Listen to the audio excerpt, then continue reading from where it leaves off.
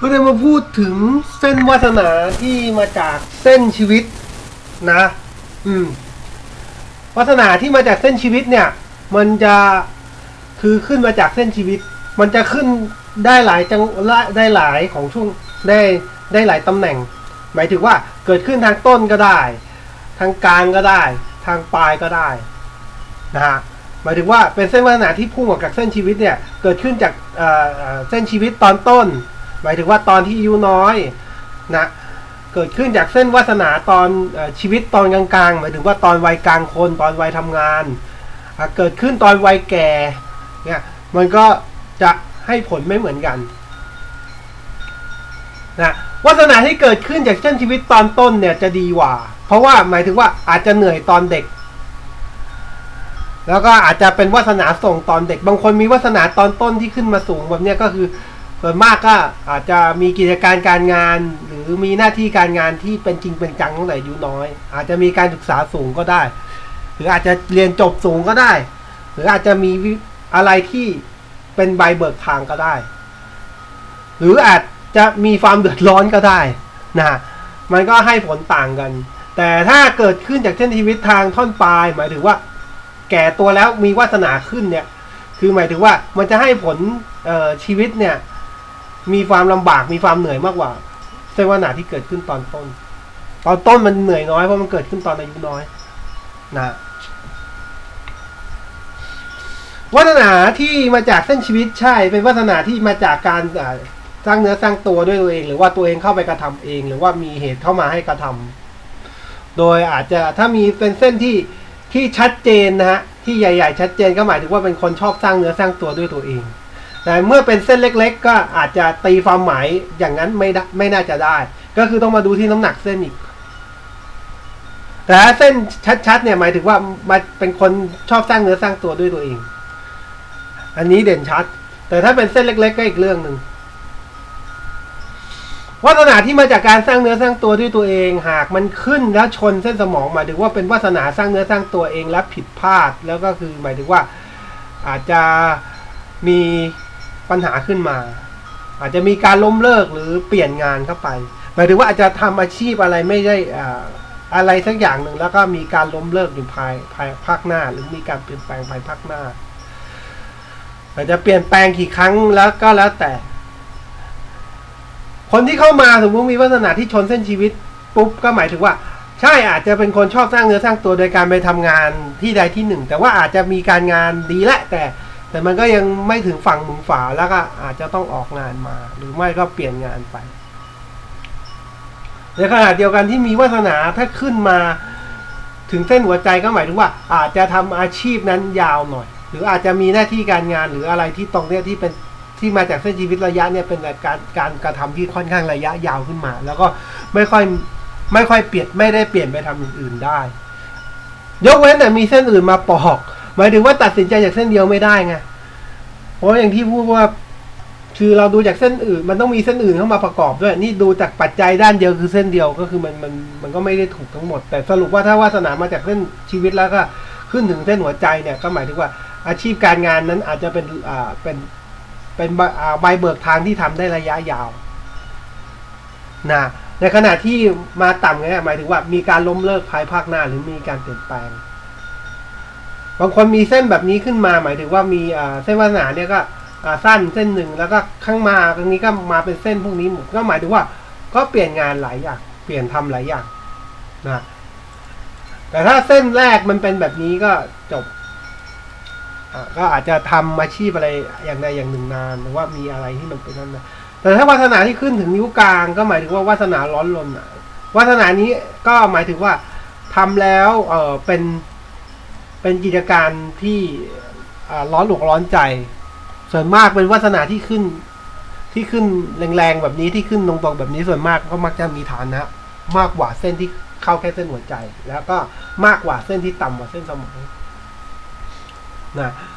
วาสนาที่ขึ้นถึงนิ้วกลางวาสนาที่ขึ้นจากเส้นชีวิตจากนิ้วกลางมีฐานะมากกว่าที่ชนเส้นสมองถ้าเทียบกันฐานะแล้วนะดีกว่าเยอะนะดังนั้นจึงเป็นวาสนาสร้างเนื้อสร้างตัวจนมีภารกิจมีหน้าที่มีความร้อนใจมันยิ่งสูงยิ่งหนาว แต่ถ้าขึ้นจากเส้นชีวิตไม่ได้แปลว่าเหนื่อยแบบต้องเอาร่างกายเนี่ยอาบเหงื่อตากน้ำเราก็มาดูสภาพเราก็มาดูมือว่ามีเส้นอื่นๆไหม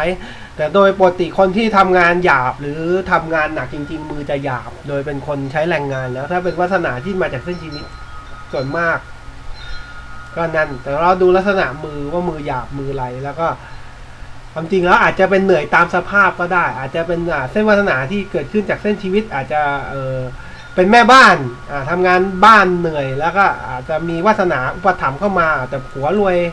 อย่างเงี้ยก็ใช้ได้มันก็ไม่ใช่ว่าต้องมีเส้นนี้ต้องมาเฉพาะเจาะจงว่ากูเหนื่อย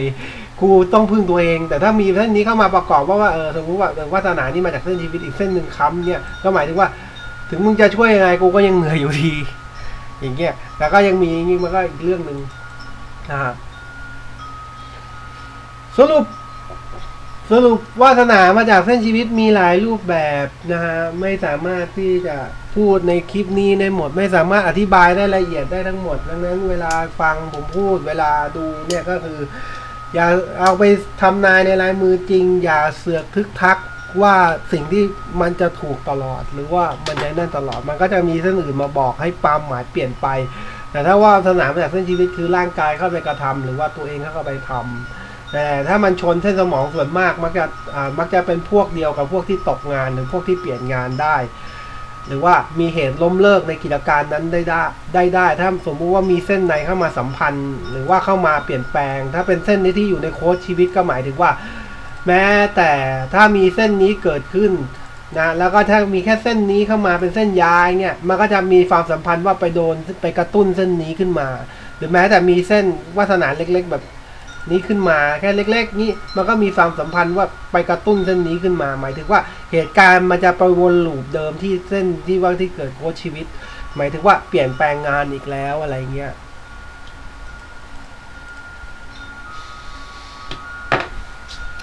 สิ่งที่เราจะรู้จากการสอบประวัติสมมติว่าถ้ามีวาสนาที่เกิดขึ้นจากเส้นชีวิตแล้วชนเส้นสมองใช่คุณทำงานอะไรแล้วล้มเลิกมาหรือเปล่าคงจะเป็นแบบทำงานทำงานอย่างเดียวมาตลอดทั้งชีวิตก็ไม่น่าจะใช่ไหมทำงานที่เดียวมาตลอดชีวิตทำจนแก่จนเกษียณเนี่ยก็ไม่น่าจะใช่หรือใช่ก็ต้องไปทำอะไรที่มันเป็นลักษณะของโครงสร้างที่เป็นลักษณะที่ชนเส้นสมองก็หมายถึงว่าไปมีเหตุเสียเงินเสียทองหรือว่าเป็นคนหมุนตังมีเหตุผิดพลาดทางการเงินแทนนะเวลาดูวาสนาก็จะเป็นลักษณะทั้งการงานการเงินรวมกันนะแล้วก็ที่พูดเนี่ยไม่สามารถจะย่นย่อหรือว่าไม่สามารถที่จะทำให้กระชับได้รู้สึกว่าจะยากลำบากในการที่ว่าจะเข้าใจว่ามันให้ผลยังไงเนี่ยแต่สรุปถ้าวาสนาที่มาจากไม่สรุปวาสนาที่มาจากเส้นชีวิตส่วนมากมักจะได้คู่อายุไล่เลี่ยกันถ้าเป็นเส้นที่ใหญ่หรือชัดเจนมากแล้วก็ถ้าไม่มีเส้นอื่นมาบอกนะฮะว่าจะมีคู่แก่นะก็ส่วนมากจะได้คู่ไล่เลี่ยกันแล้วส่วนมากมักจะต้องทำมาหากินด้วยตัวเองเป็นหลักพึ่งใครไม่ได้ถ้าไม่มีเส้นอื่นมาบอกถ้ามีเส้นนี้มาบอกปุ๊บก็ความหมายก็จะเปลี่ยนหมายถึงว่าถ้าเราอ่านจากปัจจัยด้านเดียวนะในขณะเดียวกันเส้นวาสนาที่ขึ้นมาจากเส้นชีวิตแล้วถ้าชนเส้นหัวใจเป็นวาสนาเย็นใจก็หมายถึงว่าสร้างเนื้อสร้างตัวจากตัวเองแล้วก็เย็นใจหมายถึงว่าวาสนาที่เข้าเส้นหัวใจส่วนมากจะมีรายได้แบบประจำหรือรายได้ที่ค่อนข้างมีตัวเลขแน่นอนหมายถึงว่าไม่ได้ดิ้นรนมากไม่ต้องกังวลกระวายมากคือหมายถึงว่าเหมือนคนที่ทำแล้วมันติดลมเหมือนมีลูกค้าประจำแล้วเดือนนี้ยังไงก็ได้10,000เดือนนี้ก็ยังไงก็ได้20,000เนี่ยอาจจะเป็นพ่อค้าแม่ค้าที่ทำกิจการอะไรที่มีระยะยาวทำจนเป็นที่เย็นอกเย็นใจหรือว่าเป็นคนที่ทำงานกินเงินเดือนก็ได้จนมีเกษียณทำจนเช้าชามเย็นชามก็ได้อะไรเงี้ยถ้าเข้าเส้นหัวใจแต่เมื่อเป็นเส้นวาสนาร้อนรนคือหมายถึงว่ามันก็จะเกินความพอขึ้นมาเป็นวาสนาของคนที่ไม่อาจจะไม่รู้อาจจะมีฐานะเกินความพอใช้ไปแล้วแต่ว่าอาจจะอยากต่อยอดกิจการอีกก็เลยเดือดร้อนไม่ที่สุด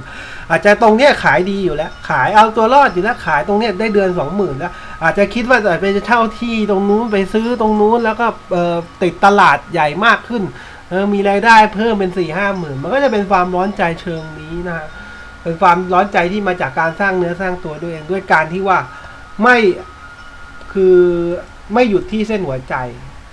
แต่ว่าการที่ว่ามันหยุดที่เส้นหัวใจเนี่ยคือหมายถึงว่ามันอาจจะแพ้ใจหรือว่ามันอาจจะแพ้อาจจะเข้าใจแล้วอาจจะเย็นใจแล้วอาจจะจิตใจมันปิดกั้นไปแล้วนะก็แพ้ใจตัวเองไปแล้วก็อยู่กับรายได้ตรงนี้แล้วก็มีความสุขความพอใจแต่เมื่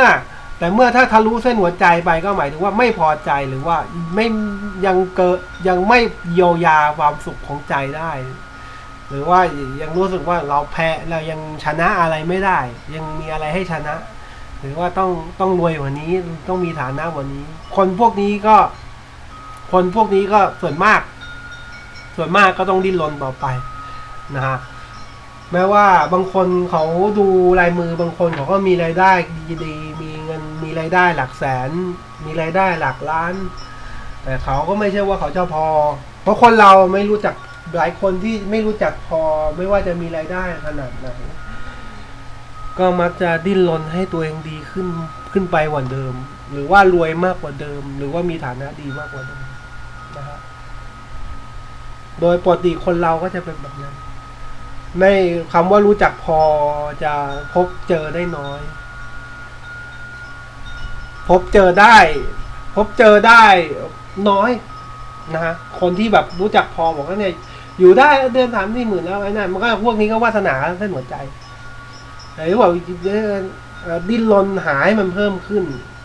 หรืออาจจะเป็นจากร้อนใจจากการที่ว่าชอบสร้างเนื้อสร้างตัวแล้วต้องมีหนี้สินมากก็จะเป็นพวกเดียวกันมันจะมีความมีความเป็นไปได้หลายอย่างนะสร้างเนื้อสร้างตัวด้วยตัวเองเนี่ยแล้วก็ต้องไปกู้เงินเขามาเนี่ยก็จะเป็นแบบนี้ก็ได้แต่ด้วยวาสนาที่เกิดขึ้นจากเส้นชีวิตส่วนมากมักจะต้องลงมือเองหรือว่าพวกนี้มักจะทำงานเองด้วยถึงจะมีลูกน้องก็ตัวเองก็ทำก็ทาสีเองด้วยหรือว่าหรือไม่ก็ถ้าขายเป็นเหมือนร้านหมูปิ้งก็นั่งเสียบทีละไม้นะฮะใช้คนได้แต่ตัวเองก็ทำเองมั่งแล้วก็บางทีก็ใช้ไม่ได้ส่วนมากมักจะมีลูกน้องเกเรถ้าเส้นอาทิตย์ไม่ค่อยดี